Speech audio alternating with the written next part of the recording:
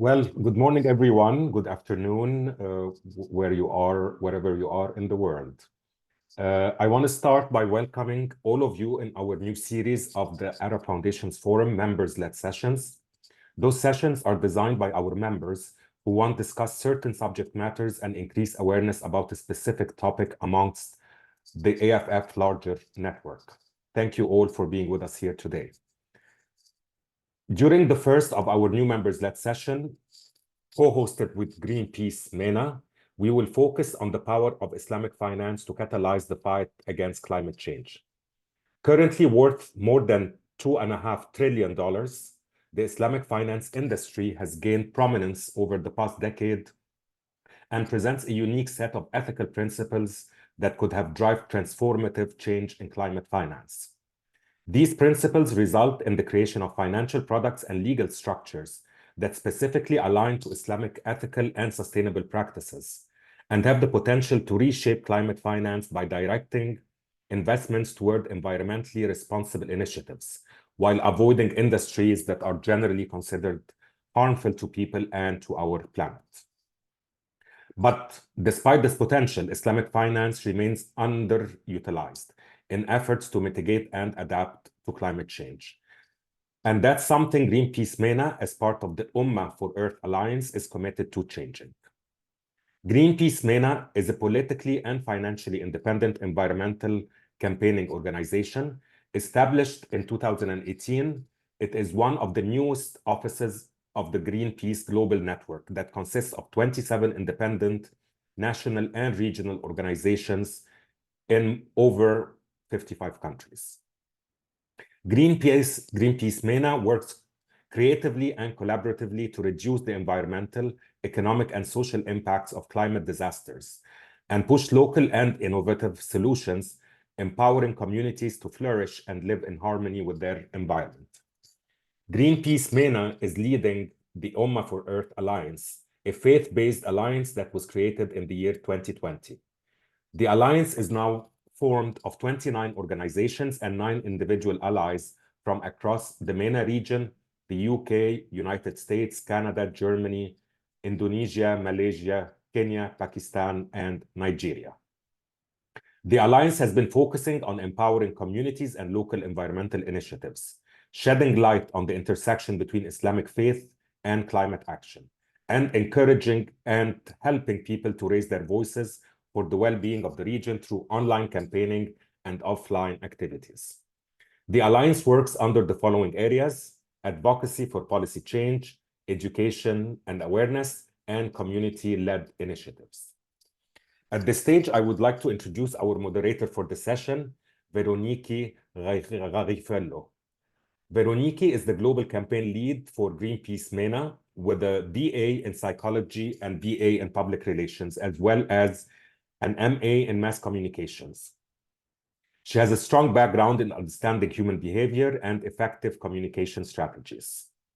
Veronique has extensive experience as the head of mass mobilization, where she has successfully engaged and mobilized communities on a global scale. As a global project engagement advisor, she has advised on various projects to ensure successful implementation and impact. In her role as the Global Campaign Lead for Climate Justice and Ummah for Earth, she has led initiatives to raise awareness and drive action on pressing environmental issues. Her 17-year career with Greenpeace shows how passionate is about creating positive change and working towards a more sustainable future for all of us. Veronique, the floor is yours. Thank you. Thank you so much. Thank you so much for your nice words. Thank you everyone for being here. As was mentioned, we are here to talk about the 2.5 trillion industry, the Islamic finance, that has the potential to fill the climate action faction gap with investment that are ethical and sustainable. The panelists will try to take a realistic look at both the opportunities but also the challenges of Islamic finance facilitating the energy transition by aligning investment with ethical but also sustainable practices. I will try to introduce the panelists according to the agenda order. So let me start with Omar. Omar, thank you so much for being here. Omar is a director, a co-founder of the Global Ethical Finance Initiative called GEFI. He specializes in ethical, responsible finance, Islamic finance, and private equity, and has advised multiple governments and regulators on financial inclusion policy. His background includes working with EY London, where he was formed head of Islamic finance, launched the award-winning Edinburgh Ethical Finance Roundtable Series, which is a platform that led to the inception of the Ethical Finance Hub and the GEFI. He established the Ethical Finance Summit, the Finance for Nature project with UNDP, creating innovative financing structure for sustainable development goals, and the Interfaith Edinburgh Finance Declaration. GEFI has recently launched the Path to COP26 campaign, bringing together all the stakeholders to start advancing the climate finance ahead to the crucial 2021 Glasgow Summit. Omar has received a bachelor's degree in accounting and finance from University of Glasgow. He's a member of ICAS and holds a selective board advisory roles in many places like the Prince's Trust Scotland and supporting the Glasgow Museum on preserving South Asia heritage in Scotland. Thank you so much, Omar, for offering to introduce us on Islamic finance and climate change opportunity. I will go then to Dr. Hannah. Dr. Hannah is an expert in sustainable development goals, a CSR and sustainability expert, and as well as certified trainer and assessor.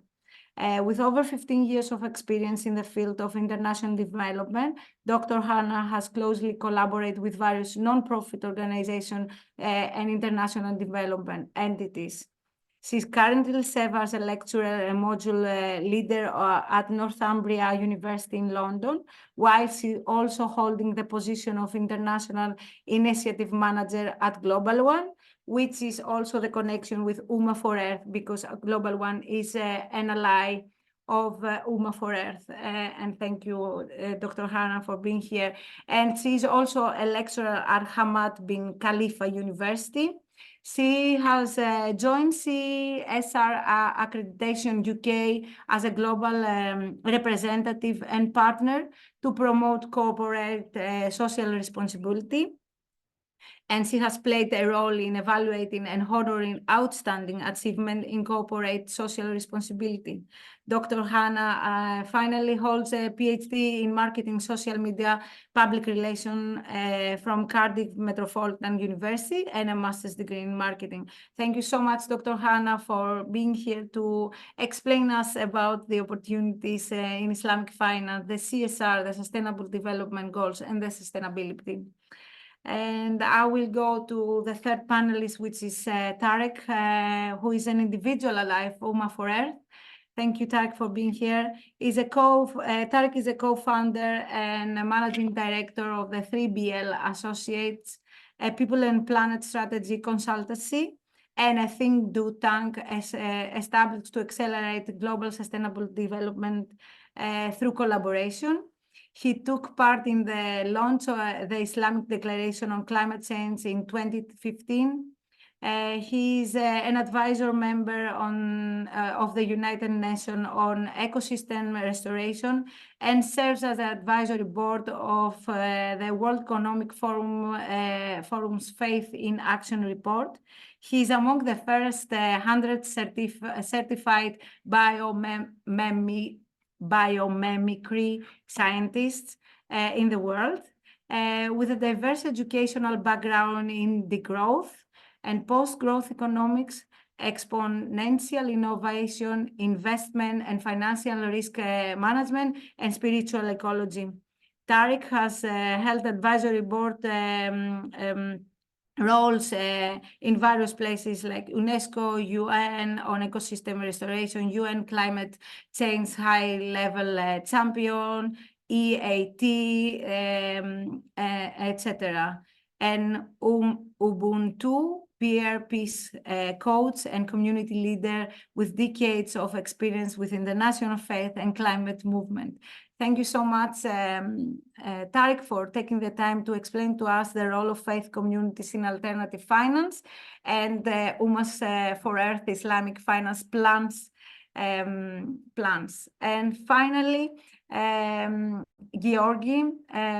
Georgi has 25 plus years experience in energy and climate change. For the past decade, he has been working at Global Climate and Energy Program with Greenpeace International. His background includes working with Citibank, IBM, and the Boston Consulting Group, focusing on energy sector. He was a senior economist at the United Nations and a climate program manager with WWF.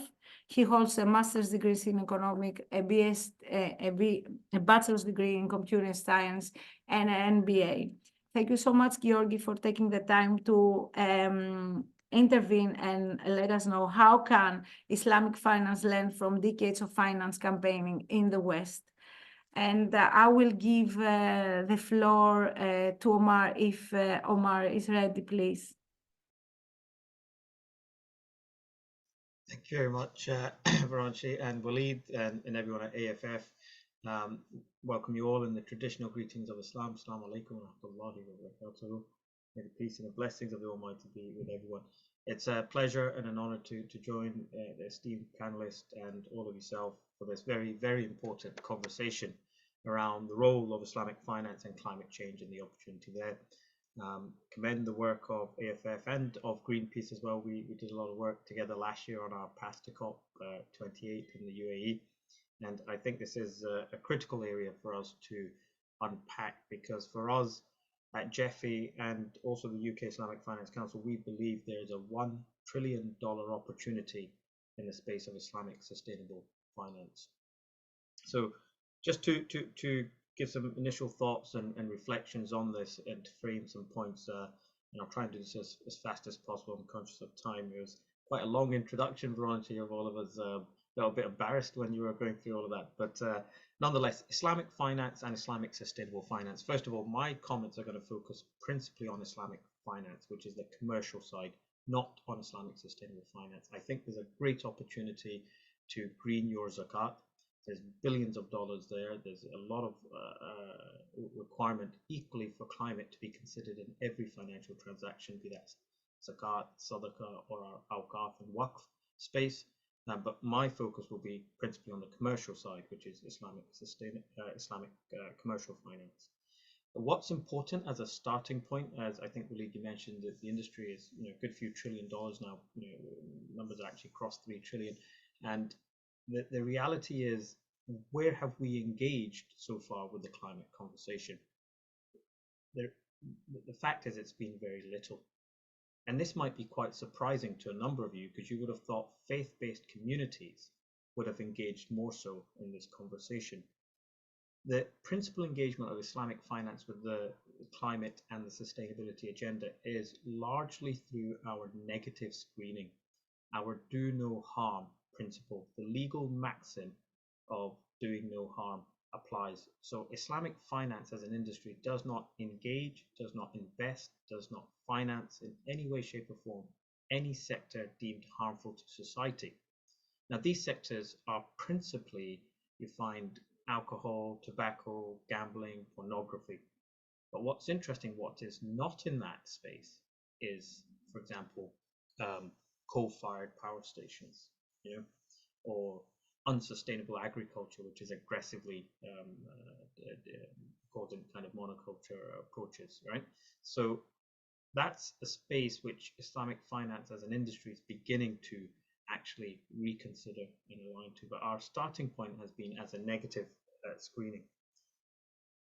I think what's, nonetheless, that said, at an ontological level, Islamic finance, and indeed the other faith groups, and I'm sure Tariq might touch on this later on, we have this concept of stewardship. We have all the faith groups, the Abrahamic faith groups and the other Jain faith groups, we all have this unifying factor where we have this very clear relationship with the climate and with the environment and with the planet Earth.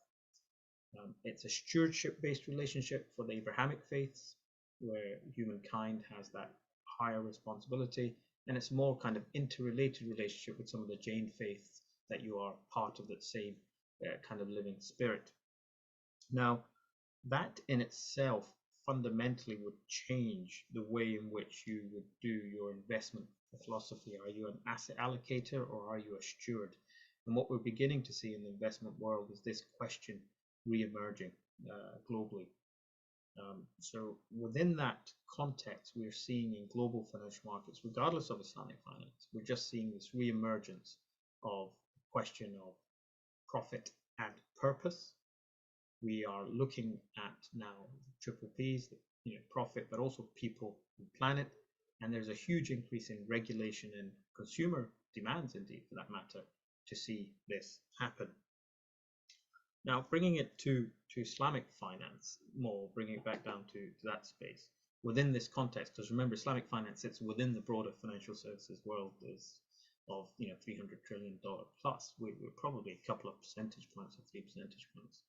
But nonetheless, as faith communities, we're very, very powerful voices. If you see the global size of the market of assets under management using responsible or climate-friendly strategies, you're talking roughly between $30 to $40 trillion is managed in that space.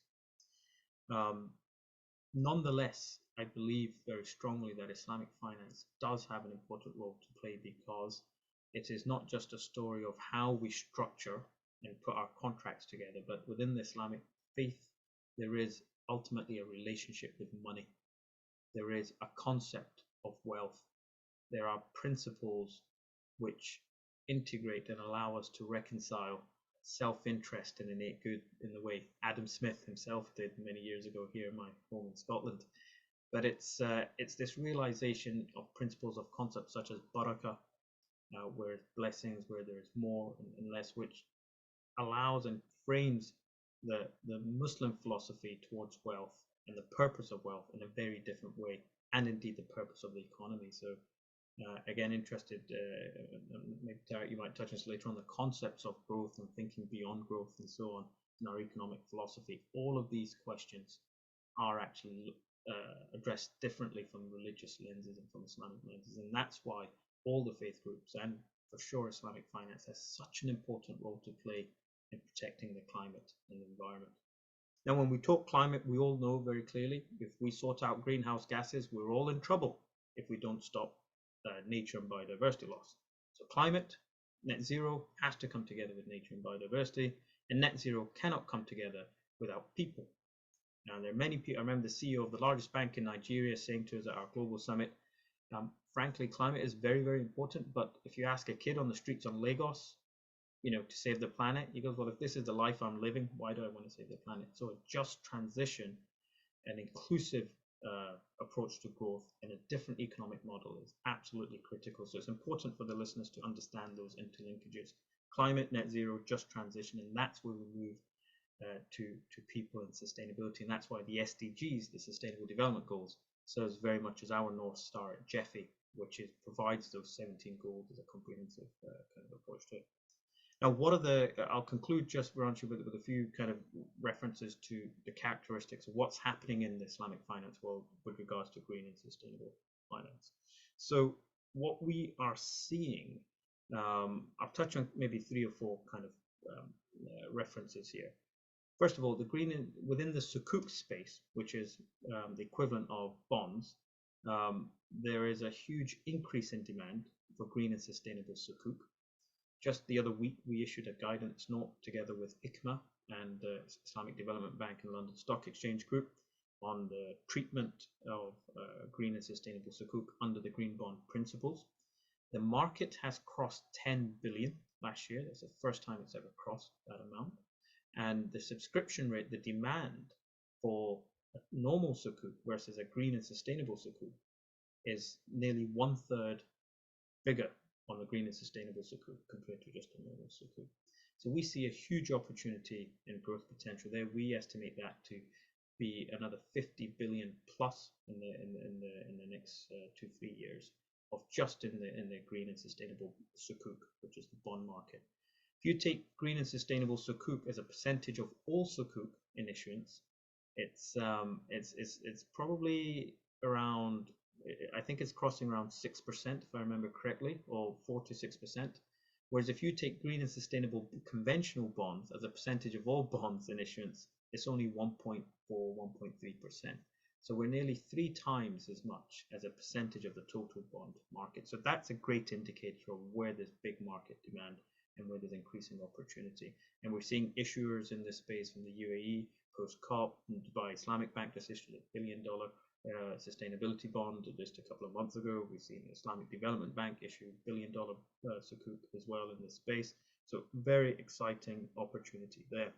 We also conducted ourselves at the UKRC, we conducted a global retail survey.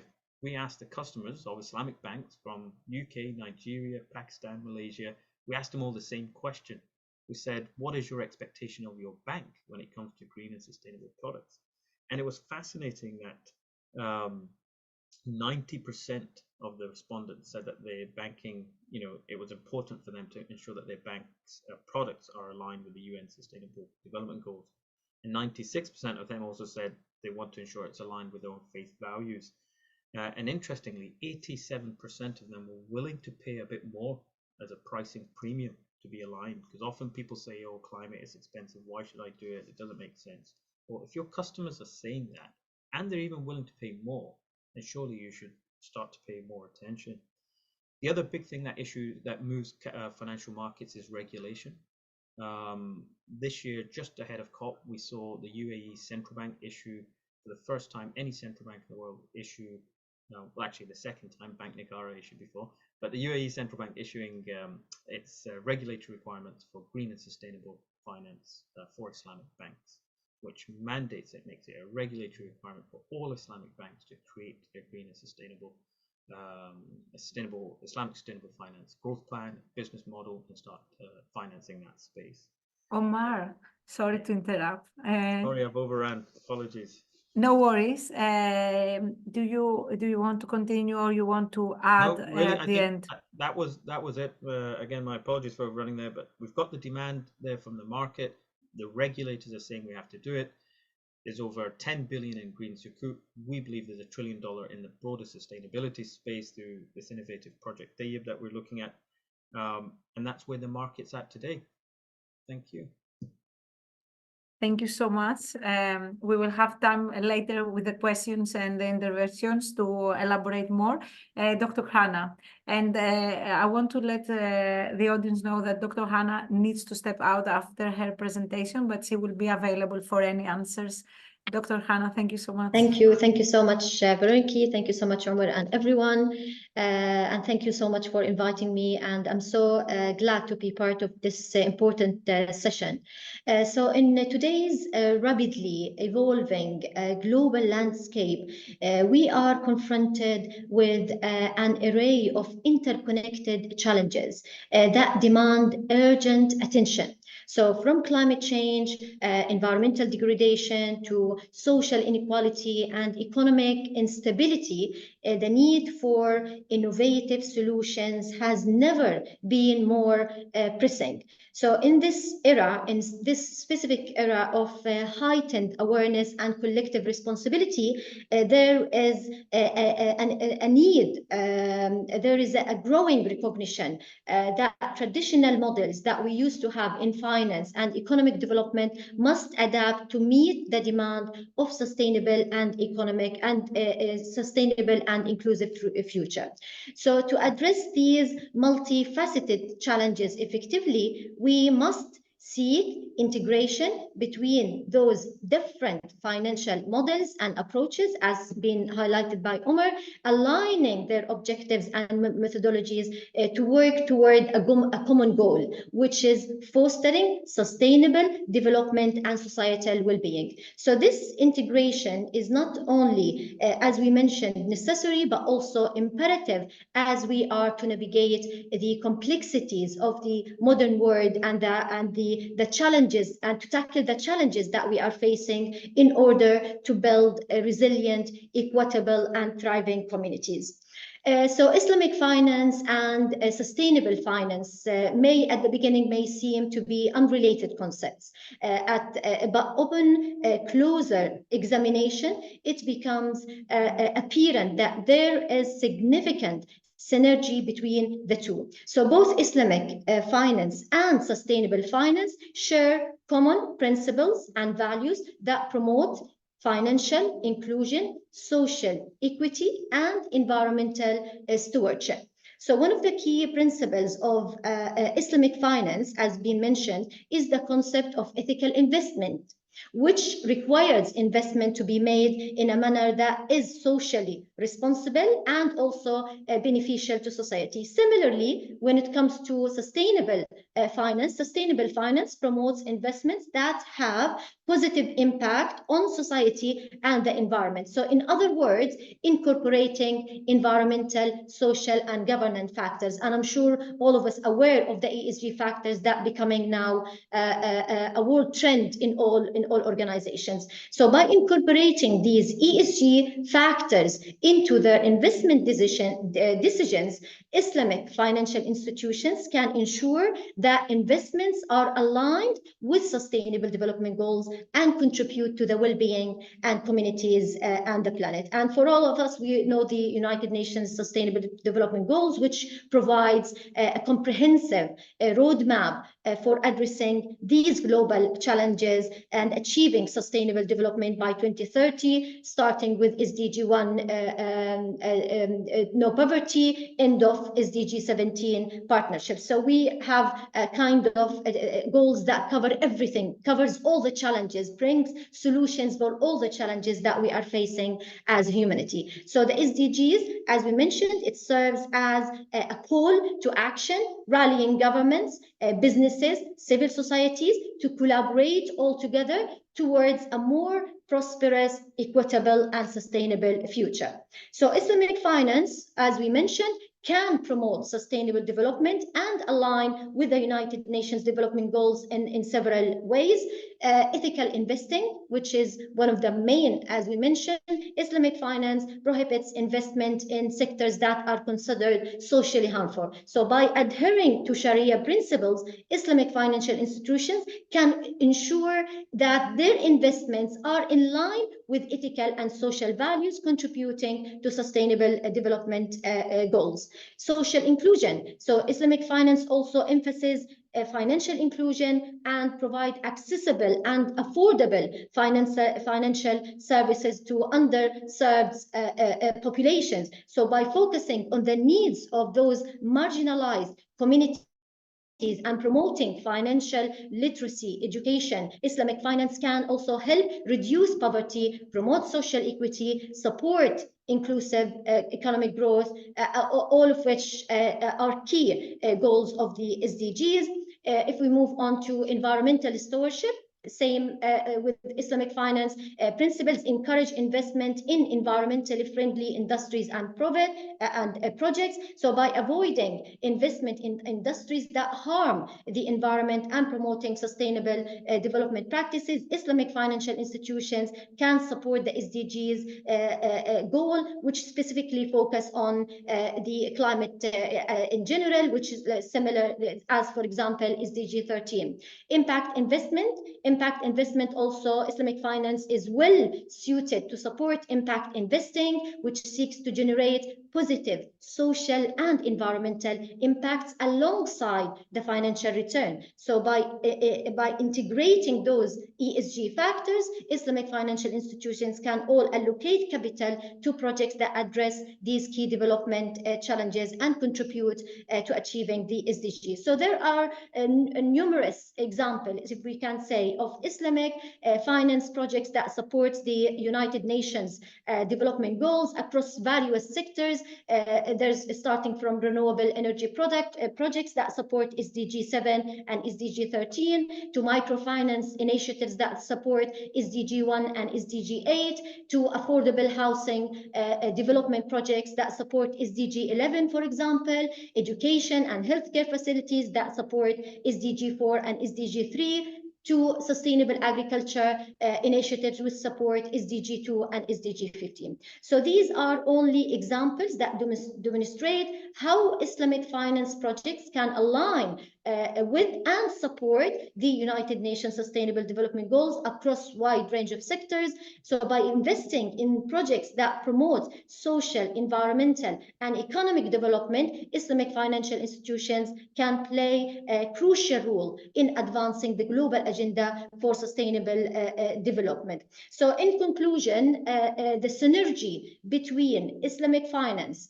sustainable finance, and impact investing offers a powerful opportunity to create positive social, environmental, and economic impacts. So by incorporating those ESG factors into their investment decisions and promoting ethical investing practices, Islamic financial institutions can play a role in advancing the SDGs. So the integration of Islamic finance with sustainable finance and embracing the ethical principles, we ensure that we foster responsible investment practices, prioritize societal well-being, and stakeholders can work together to build a more inclusive, equitable, and sustainable financial system that benefits society as a whole and ultimately contributing to a sustainable future for all.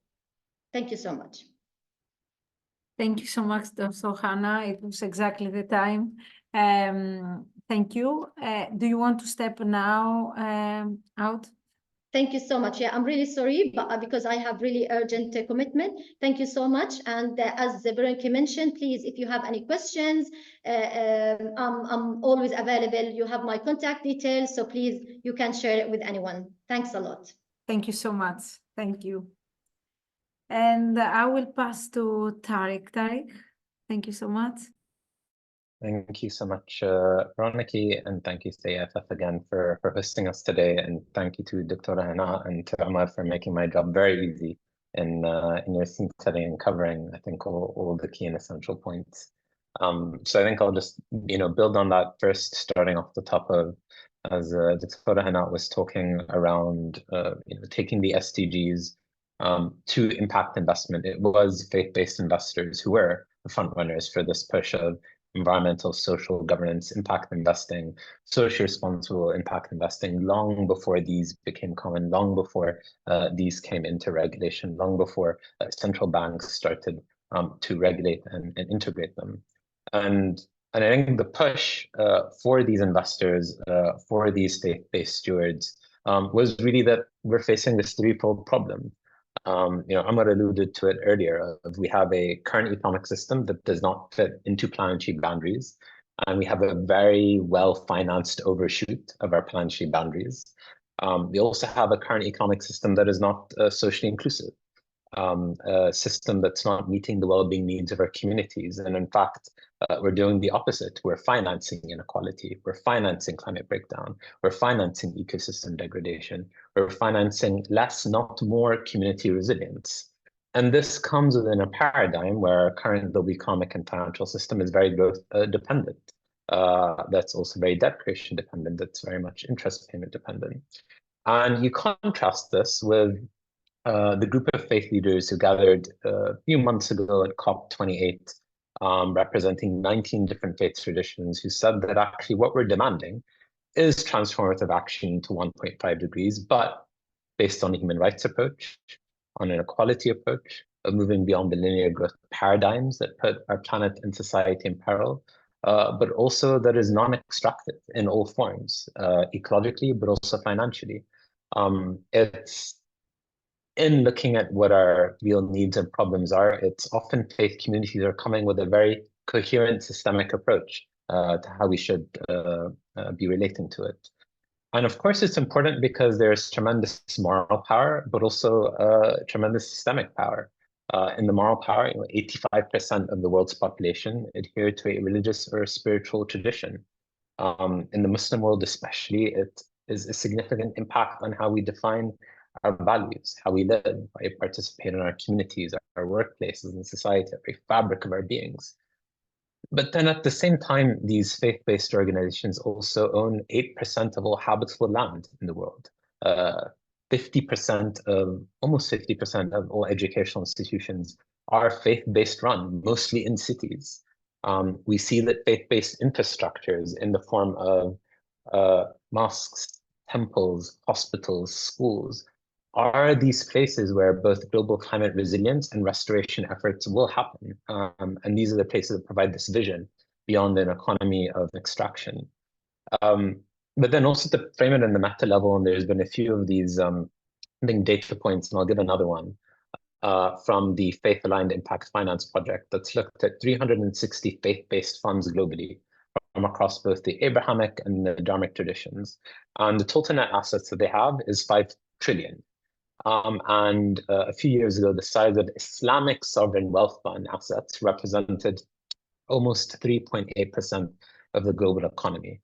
Now, despite that figure, Islamic finance remains very underutilized. In fact, as someone pointed out, and sometimes financing climate breakdown.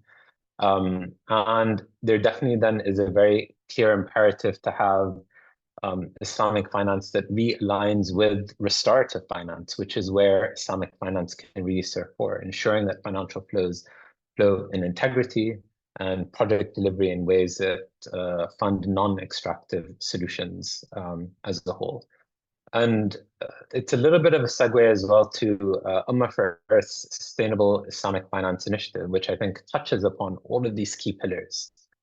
One of really focusing on, given this breadth of moral power, given this very real systemic power, given the financial assets that are held, given the alignment of a vision that is towards a non-extractive economy, we do need to create a network of allies and influencers within the Islamic finance sector to advocate for that fossil fuel divestment and renewable energy investment. You do need this network as well to look at de-risking investments where and as they need. You do need to engage faith leaders and scholars, of course, in emphasizing climate action. We also need to be engaging the faith systems practitioners, those that are actually leading and running the actual physical assets or making those investment decisions. And we do need to be targeting advocacy campaigns, have really clear educational narratives, and also financial education as well to drive this change. And those are all the components of the initiative that I think really focus on really what Dr. Hina and Omar talked about, which is really this systemic shift that we need in this sector, that this discourse needs to change within the Islamic finance sector to prioritize climate urgency, which isn't the case today, that prioritizes ecological balance at every single step and stage, which isn't the case. But it is the case that it is in our scripture, it is in our text, it is in our values, it's in our intentions. And then part of this initiative really then engaging those key stakeholders from the Shia scholars to the progressive Islamic financial institutions in these discussions of what does it actually mean to get us there to where we say we are sometimes and where that we want to be, both in Islamic financial institutions perspective, but also making sure that decision makers in the Muslim world publicly support and advocate for ambitious climate action in alignment with the values of their community, really getting to policy change, relating to divestment, actually non-sustainable sectors, but really getting the public support for climate action. And the initiative really targeting, I think, the large goal of 500,000 Muslims actively engaging on the ground with this campaign is one that I know is transformative. It's something that would really shift the way that both Muslims, Sharia bank customers really view how actually their money is being put towards fossil fuel investment at the moment, and how we can shift that investment to a demand for fossil fuel divestment as well. And I know we're going to be talking about it a little bit later in the Q&As, but I think such a systemic and multifaceted approach is required, obviously, in the many forms of Islam, the many forms of Islamic finance, the many forms in which the climate crisis and the biodiversity crisis really impacts our Muslim communities today. Yeah, with that, over to you, Veronica. Thank you so much, Omar, Tarek. And I will go to Georgi. to introduce us how or if Islamic finance can learn from decades of finance campaigning in the West. Thank you so much, Georgi. Thank you so much. Thank you so much, Tariq and Omar and Dr. Hannah. It's been really amazing to listen to and learn from you. I would love to make basically one argument, is that I think green Islamic finance has the potential to shortcut to a high impact sustainable finance and avoid some of the mistakes what we have seen in the Western finance world in the last few decades. I mean, Greenpeace has been working in finance and climate change minimum 30 years now. I think one of the first reports we produced was 96. But I would have 7 arguments into this discussion, focusing on what we learned in the West and what maybe some of these learnings are useful for Islamic finances moving ahead. I mean, one element, of course, which is both Omar and Tariq mentioned, of course, faith-based organizations already proved to be really useful to make finance sustainable. I mean, these are Christian examples here, but Tariq was referring to divestment, for example, from the thousands of institutions already divesting from fossil fuels, the largest community by number were actually faith-based organizations. But there are many, many other examples. Omar likes to refer to the Church of England history and its role in the whole process. I will not go into details, but there's been really interesting examples and policies from there. And His Holiness the Pope has a very significant role just 7 months before the Paris Climate Conference with his Laudato Si letter to really lift the situation to a higher level, and people say that had a big impact. So I think that like a fully faith-based, ethical-based finance definitely has huge potential here. There are also examples already in divestment, not just green investment, of course, but also like divestment, which is maybe interesting. The second point I would love to make is that Islamic financial institutions are much less burned in causing climate chaos than the Western banks. I mean, these are the biggest fossil fuel financiers in the last few years. And you will see, I mean, Omar was mentioning numbers in more like in the current Islamic finance green volumes in the tens of billions. These individual banks in the last few years have been putting hundreds of billions into fossil fuels, despite they having voluntary ESG standards. Nearly all of them has some kind of core policies. Some of them has oil and gas policies. They don't care. They just push the money into fossil fuels, and it's continuing. And I think that's a really interesting trap we can avoid. The next one, which is not as surprising, is consequence from the first one. Many of these Western banks now, in the last few years, facing serious greenwashing allegations. And I'm not talking about just small letters from small organizations. We talk about legal incidents. We talk about serious regulatory investigations. I mean, you will see here examples, you know, all over the world, from Canada, from Germany, from France, etc., etc. The ESG data from RepRisk recorded 148 cases of greenwashing incidents, either regulatory or legal incidents, from banking and financial services industry globally basically in 2023. This was a 70% growth. So what we see, the Western banks really fell into the greenwashing trap. And I believe this is avoidable for the Islamic finance institutions. Many of these one, by the way, for Europeans, and more than 50% for climate-related greenwashing risks. So we think that's another learning for Islamic finance institutions.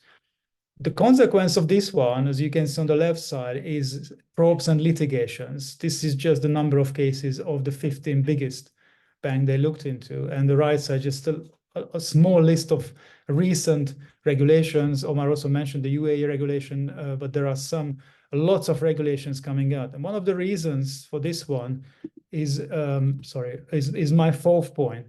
The central banks and the other regulators come to conclusions that basically banks' voluntary commitments do not work.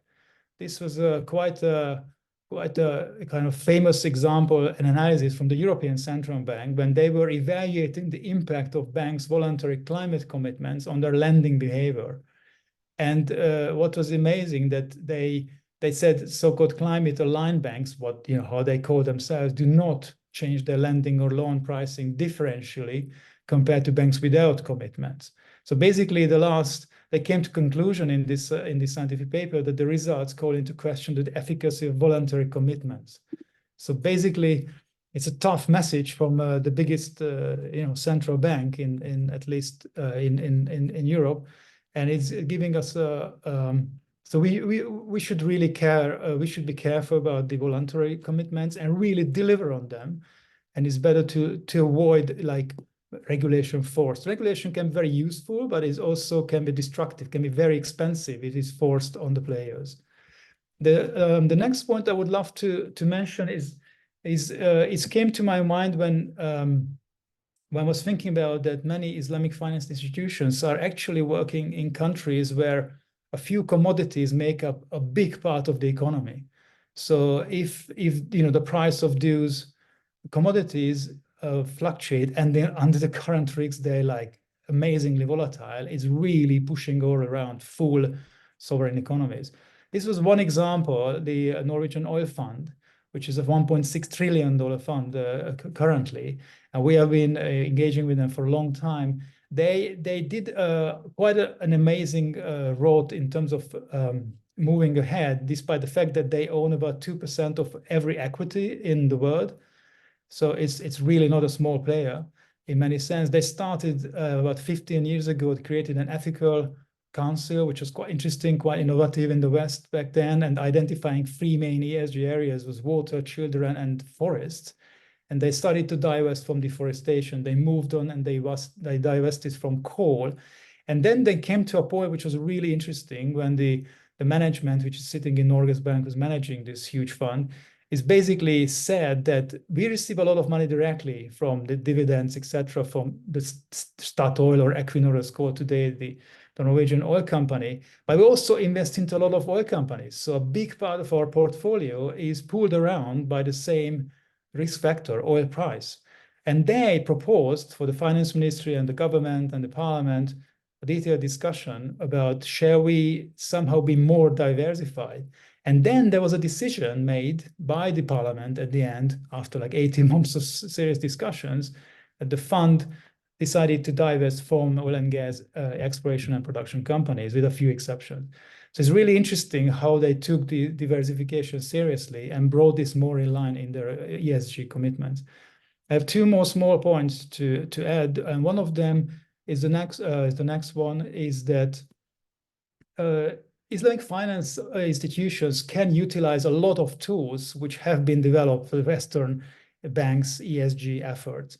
And you will hear about a lot of commercial products also. What is quite interesting here that there are many companies who are offering different ESG ratings and ESG products. And there were some serious problems emerging around them. So the EU this year actually approved an ESG rating provider regulation in this one.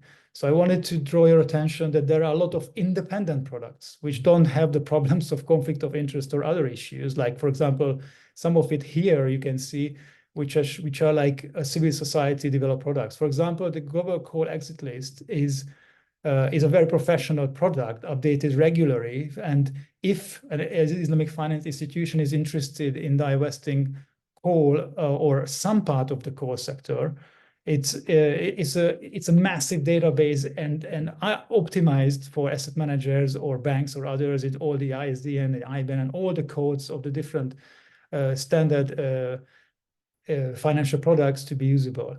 There are other big databases where you can just check your fund against corruption, human rights, all other pollution activities or other different tools. So I think there's a lot there out, and I really suggest for Islamic finance institutions to use these ones. There's a lot of tools. We don't need to reinvent the wheel.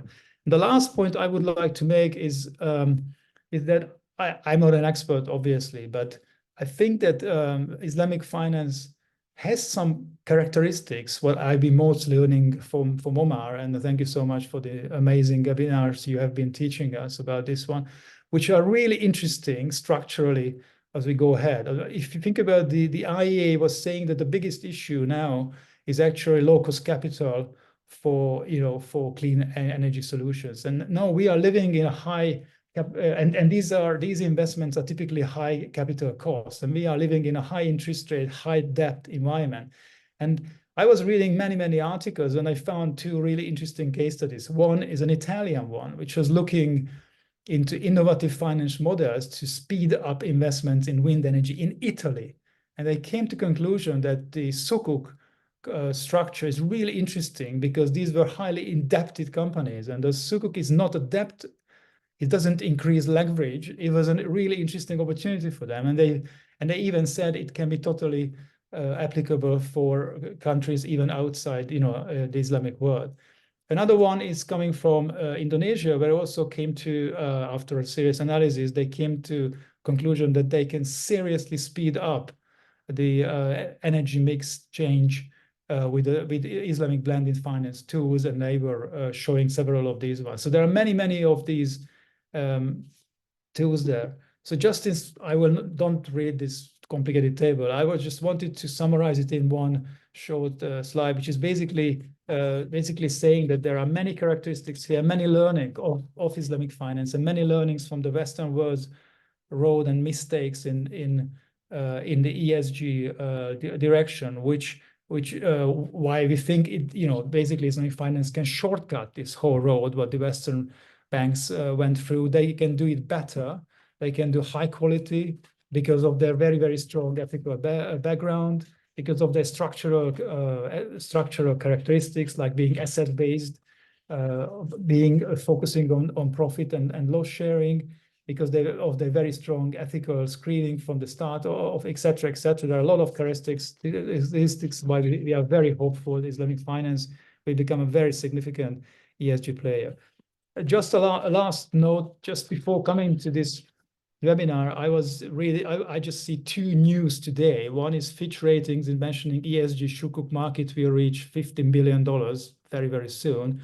And Araji Bank just announced another major sustainable Sukuk issue just today. So definitely the things are going in the right direction. I hope we can be useful there. Thank you so much. Thank you so much, Georgi. We do have two questions. I will start with the first one. What are the tools of Islamic finance to reach the vulnerable communities to make use of the financing, and the role of the IFF in training and awareness raising? Is someone interested to answer this one?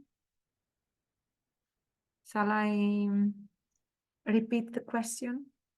I mean, happy to just make an initial comment and then welcome Walid and Tarek's thoughts of view as well. I'm not sure what the IFF is, first of all, but the principle there when we say Islamic financing to reach the vulnerable communities to make use of financing goes back to my first point, which is Islamic finance, Islamic commercial finance doesn't really operate in that space. It's Islamic social finance which operates in that space. And vulnerable communities, what Islamic social finance presents, Georgi, to your earlier point of, and I think Tarek and Dr. and also mentioned microfinance and financial inclusion. What's interesting is that it has because the fundamental feature is interest is banned, right?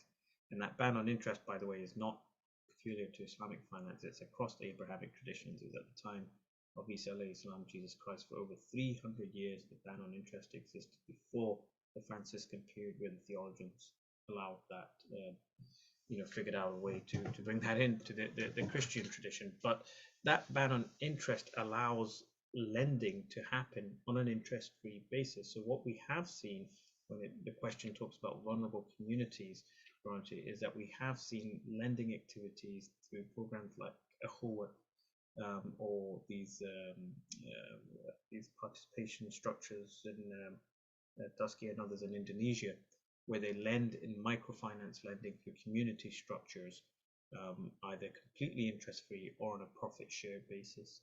So that allows a degree of empowerment without indebtedness there, and facilitates a more better chances of the graduation effect in microfinance, of people actually moving out of that strata and moving up to kind of lower income and beyond. So that's one of the things we have seen. Hort in Pakistan is a great example, as I said, of that. And Indonesia has got a thriving Islamic microfinance sector as well. So I think that's what applies in the space of more vulnerable communities, if I understood the question correctly. Thank you so much. So if Ahmed wants to let us know what is IFF, we will come back to the second part of the question. Then Dima kindly asked, has there been any effort invested in communicating to the Muslim community, particularly through FBO, on the duty of Muslims to invest in climate issue? Sometimes the Muslim community at large does not see climate as an Islamic obligation. This is an issue that should be highlighted. Please, it's an open conversation. Tariq, Omar, Georgi. Yeah, happy to come in and also maybe to speak a little bit of Ummah for Earth, because I think this is what Ummah for Earth does, I think at its core. Of course, since 2020, Greenpeace, along with its allies, launched the Ummah for Earth campaign with that goal of engaging Muslim groups around the globe and Muslim communities to catalyze a new and resilient Muslim climate movement.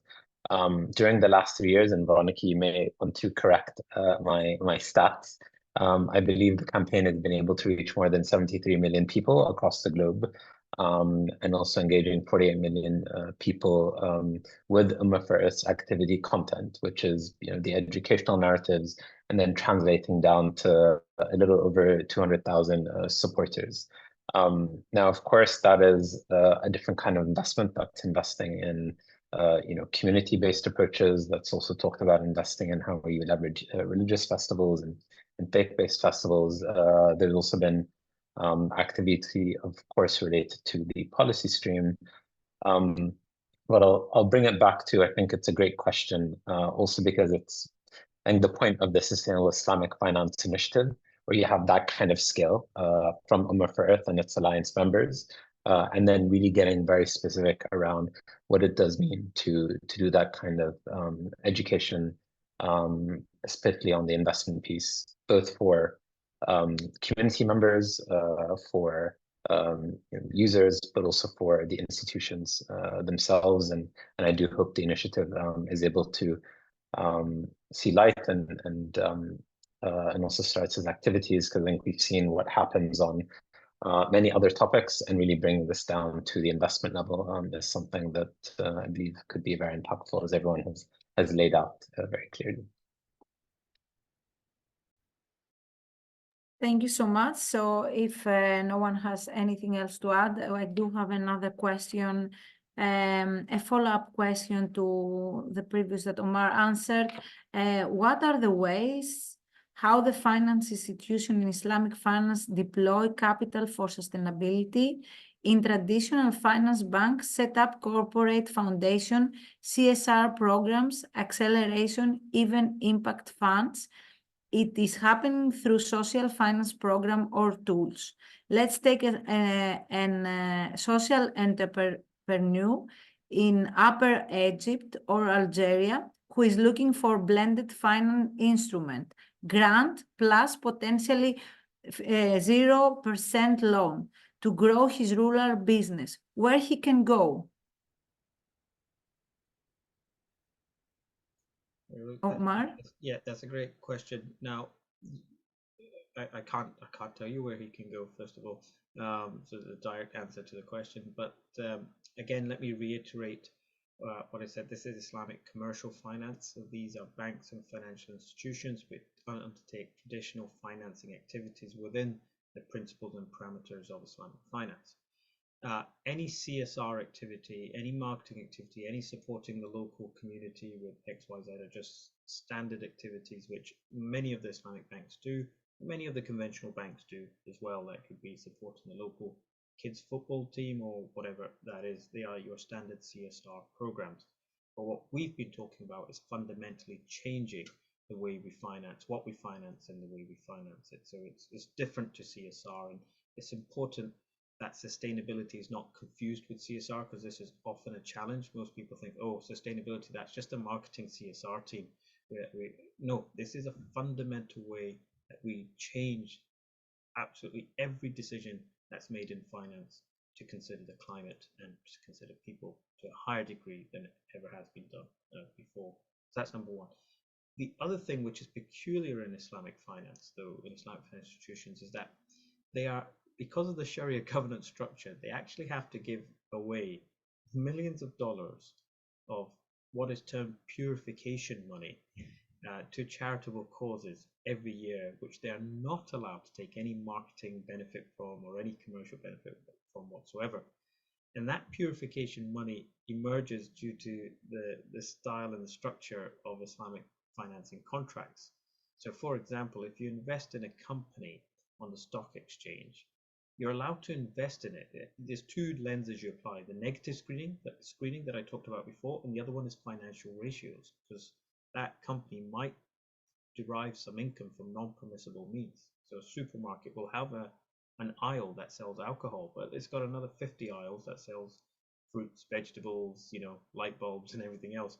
So the rule is, if your income that is derived for the company from non-permissible means is less than 5%, you're allowed to invest in it. Now, say that it's 2% of the income is there. That actually mandates and requires the Islamic investor to take 2% of its dividend yield and give that to charity as a kind of purification, is the term that's used. Within Islamic banking, we have something similar as well called late payment fees, because you're not allowed to charge interest. Oh, well, hold on a minute, I will just delay my payment. This is a lovely bank, I like this. And you can take advantage of Islamic banks and their shareholders and their depositors. But what the Sharia scholars very cleverly realized was, well, actually, hold on a minute. We can't charge you interest for coming out late, but we don't want to encourage this behavior of being late.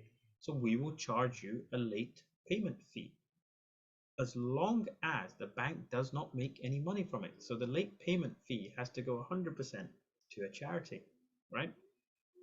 So therefore, creating a structure that stops that behavior of people taking advantage of Islamic financial institutions and paying on time as they should do, right? So again, you end up, Ranji, with these extra purification funds, which end up with millions of pounds of funds, which are given out in different ways. I think we can improve as an industry where that money is sent, better transparency on where it's being sent and how it's being sent and the impact that is there. I think that is hugely important. But the actual solution for blended finance instruments comes from, again, we have already the toolkits within the Islamic finance ideology, which is the awqaf, the waqf, which is the interest-free lending, the qard, and even zakat. And this, I think, is the single biggest opportunity if we learn to green our zakat. And there's beginning to see some campaigns around Ramadan, greening your iftar, all of these things. Stop using single-use plastics in the mosques and so on and so forth around these key moments. But even in zakat is for those who are not familiar, is 2.5% of your wealth, not your income, above a minimum threshold, only applicable to those people who have a certain amount of wealth there. And it is mandatory to go to the poorest of the poor. And it's very specific. I think, correct me, is it 6 or 7 categories of zakat recipients. That zakat cannot be used, for example, Ranji, to build a mosque. You're not allowed to use the money to build a mosque. It has to literally go to the poorest of the poor people to give that minimum safety net. In that, one of the allowable categories is to forgive the debt of the person who's indebted, of the poor person who's indebted. So therefore, you have the direct opportunity for blended finance instruments, as Eve was asked in her question. In the question there, you have the direct opportunity to create innovative blended finance instruments. And I think the Islamic finance industry needs to do a lot more, the multilaterals, the governments, but also the Islamic banks to work with the zakat institutions and the charitable institutions who annually give out billions of dollars, by the way, money in zakat and donations. But if they can work better collaboratively, they can create these innovative blended finance tools. I think that's a great question. I think there's a great opportunity to do a lot more in that space. Thank you so much. Does anyone has anything else to add to Omar's answer? Okay, if not, I will go to the next question. Can you highlight the objective of Ummah for Earth Islamic finance campaigns? What are the results and outcome you are expecting within 3 years? Yeah, I'm happy to take that one. Thank you. I think maybe in terms of the kind of the outputs, the activities, and then maybe a bit more on the specific outcomes. So one was kind of mentioned, I think it's doing what Greenpeace does well, which is targeted advocacy campaigns. And we really focus on building a campaign with influential Sharia supervisory boards in banks and key institutions, Islamic financial institutions, and also central banks who have an influence with respect to endorsing divestment of fossil fuels and really having a very targeted advocacy approach. Connecting to this is a Sharia scholar forum. So really having a forum for Sharia scholars to really explore these ethical screening criteria focused on adverse impacts of fossil fuels on the climate, public health, on and biodiversity loss, and something that's quite unique and something that we don't quite have a space for such a discussion at the moment.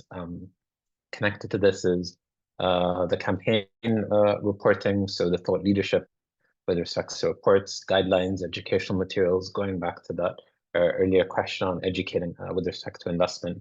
But it also means developing a Sharia compliant taxonomy of sustainable investments, and something that really central banks and Islamic institutions can really take up as a taxonomy with respect to sustainable investments across indeed the 7 categories of zakat and beyond. And there is already incredible work being done. Amar is the perfect example of that. And I think it's really for those that are doing the great work on the ground, in the sector, leading the sector, really promoting those to a much wider audience, and making sure that is really at the forefront and the piece of any public mobilization campaigns, as well with respects to Sharia bank customers. And there's a lot, as you've heard, that's already there with respects to thinking and making sure that that is a higher outreach. In terms of numbers, what that looks like is, and if you're on this call as well for it and would like to join as an ally, at least 10 additional ally members for Ummah for Earth within the Islamic finance sector, at least 20 individual influencers that are interested in supporting that work, and then also really focusing on 50 specific scholars as well, and really supporting them to advocate for this approach, and also seeking to have 2 global Shia scholars to endorse the wider campaign work, which I know is already underway, and engage in really having those individuals in positions of both religious authority and influence, those that are making the day-to-day decisions of what indeed happens at the masjid and these physical infrastructures, and also engaging those that are dealing with the financing and taxonomy decisions day to day, and the banking customers that are going to them.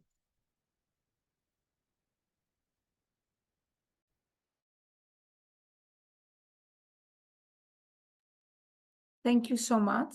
Yeah, sorry, I heard the noise. Another valuable information is in the chat. It's Jean Meyer shared an idea for a currency sustainable standard, as I feel the valuation of money should be based on sustainable values. This also links with finance stability and exchange rates for EMDESs. Any suggestions, any thoughts on that, any panelist? Omar. It's beyond my pay grade, but fundamentally, in a world where we're now redefining currency with cryptos and DeFi, it's even more interesting. But at its heart, fiat money in itself was a big question in the amongst the early pioneers in Islamic economics in the 1960s and 70s.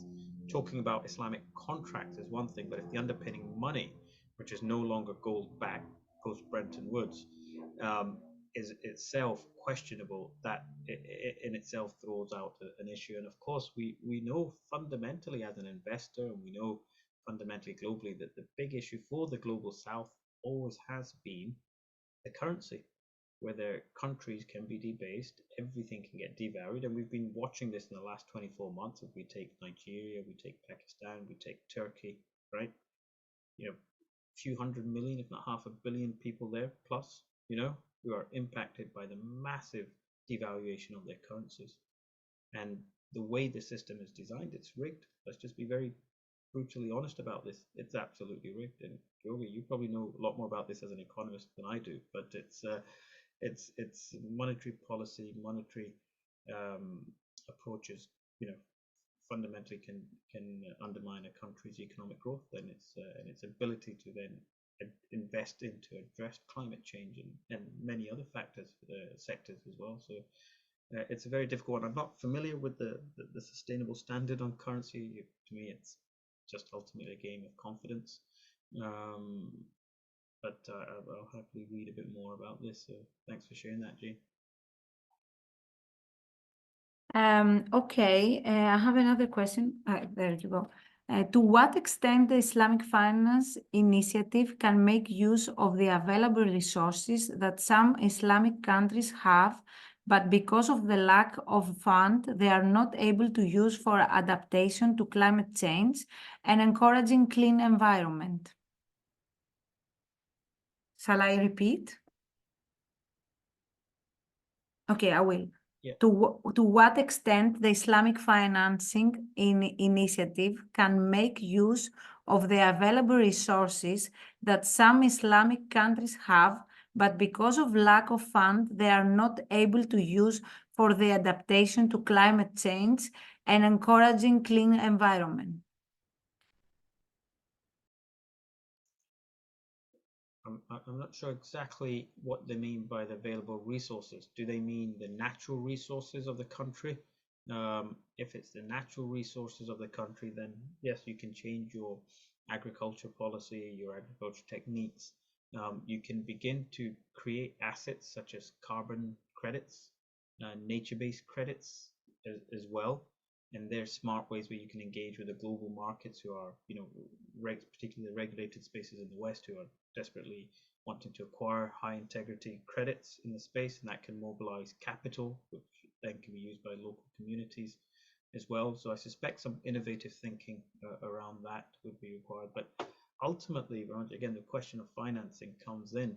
And we know the issue of the Global South, the 100 billion, the loss and damage fund, etc. But if you can address the issue of currency and you can address the issue of money being able to flow in and flow back out, particularly flow back out, then you can really mobilize global liquidity pools for investment. That's the bottom line from what I've seen. We've looked at what's required for SDG investing. We've looked at all the opportunities exist in all of these countries, be it in Africa or South Asia, or wherever that is, or South America. Often it's those two things. Is it currency risk? And can I get my money back out? You know, if I invest into this space, or will it just be eaten up, caught up in political governance or whatever that is? So if there's some way, at least the first part of that could be addressed by the World Bank by giving some kind of guarantee facilities. And there's great examples on the work Satya Tripathi's done on one of the world's largest rubber plantations with BNP Paribas and Michelin in Indonesia. That's a great example of where just guarantee style approaches was able to unlock considerable finance where otherwise financing was not there, and stop the massive deforestation that was going on there to make sustainable rubber plantations. So there's definitely innovative ways to do it. unfortunately, in the world of finance, we like to do what we're used to doing. You don't want to move out because it's more costly. You need lawyers, and there's a different risk parameter, and you need to explain to people why you're doing it different. But if we keep doing what we've always done, we'll get what we've always got, which is a climate and a planet which is under major stress, as we are, Tariq very rightly said, way passing our climate, boundaries that we have, our resource boundaries. So we have to be brave. And I think what you presented was really interesting, what Islamic finance can learn. But I really hope stakeholders in Islamic finance and beyond can be brave enough to be innovative in the financing space. Perfect. And I'll maybe just Yes. add to that, Veronica, and something that's also coming up. Of course, this is key to some of the discussions in the UN Summit for the Future on reforming the multilateral system, which will be taking place in September under the auspices of the UN Secretary General. And if you search the Summit for the Future and you look at some of the initial drafts, they do include many sections on reforming the international financial architecture and ongoing efforts to improve these international debt mechanisms, on developing frameworks on measures of progress, on sustainable development to go beyond GDP, and everything that's in that language is very aligned, of course, with Islamic finance principles. And I think there is going to be an interesting moment when you do have those Islamic finance investors also engaging in that conversation, really to enable that those available resources in those Islamic countries are made more available, channeled in the right way, only within a more reformed international financial architecture. So there's limits, and also the way that's then reformed, I think, is also dependent on communities like the Islamic finance community as well, and really engaging deeply in such multilateral processes. And of course, in the Sustainable Finance Initiative, that's one of the purposes and goals of engaging such faith leaders in these policy level discussions.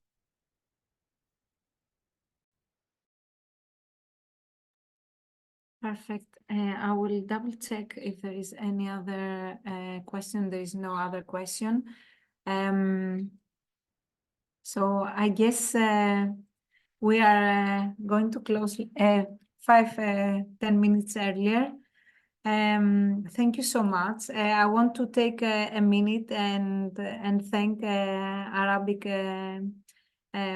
Foundation Forum. It was an honor to have us, and also thank you, Walid, personally, for making this smoothly and easy for me, but also for the panelists. Oh, there is one question. Please take a... Oh no, it's Walid. It's making our life easier. Thank you so much. Please, from the audience, if anyone wants to connect with Ummah for Earth, it can be through Walid, but also you can find me or through our website. But please connect with Walid, and he will make sure we connect and we start exploring together. And please take a minute to answer the post-panel survey. As Walid says, your feedback is extremely important to us. And I'll give the floor to Walid to close the webinar. And I want to take a minute and say thank you, Omar, Georgi, Tariq, for making this very I don't know, very easy to understand for us. Yeah, and I'll give the floor to Walid. Thank you so much, Veroniki. Thank you all for attending the session with us. Georgi, Omar, Tariq, that was very, very, and Dr. Hannah, although she had to leave, but that was extremely, extremely informative. So thank you all for your time today. And as Veroniki said, if anyone from our audience is interested to know more about Ummah for Earth, the Greenpeace work, our panelists' work, please connect with me direct. I'll connect you with them. And I'll repeat it once again. Please take a minute to fill out our survey. Your feedback is extremely important for us, specifically with this session, to know how to move forward. Thank you so much.